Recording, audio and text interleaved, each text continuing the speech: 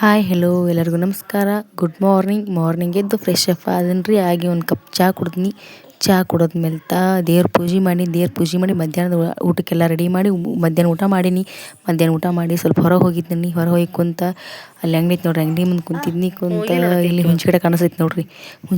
ಹುಂಚಿಕಾಯಿ ಬಿದ್ದಿದ್ದು, ಹುಂಚಿಕಾಯಿ ಎಲ್ಲ ಹೋಗಿ ಆರಿಸ್ಕೊಂಡು ಬಂದೆ ನೋಡ್ರಿ. ಇವಕ್ಕೆ ನಮ್ಮ ಕಡೆ ಹುಂಚಿಕಾಯಿ ಅಂತಾರೋ, ನಿಮ್ಮ ಕಡೆ ಏನು ಅಂತಾರ ಅಂತ ಕಮೆಂಟ್ ಮಾಡಿರಿ.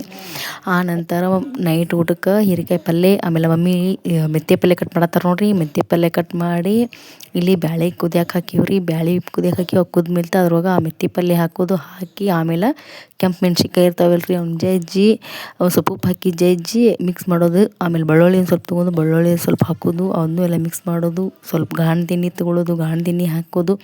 ಹಾಕೆಲ್ಲ ಮಿಕ್ಸ್ ಮಾಡಿ ಒಂದು ಸ್ವಲ್ಪ ಹೊತ್ತು ಕುದಿಯಾಕೆ ಬಿಟ್ರೆ ಮೆಂತ್ಯ ಪಲ್ಯ ರೆಡಿ ಆಯ್ತು ನೋಡ್ರಿ.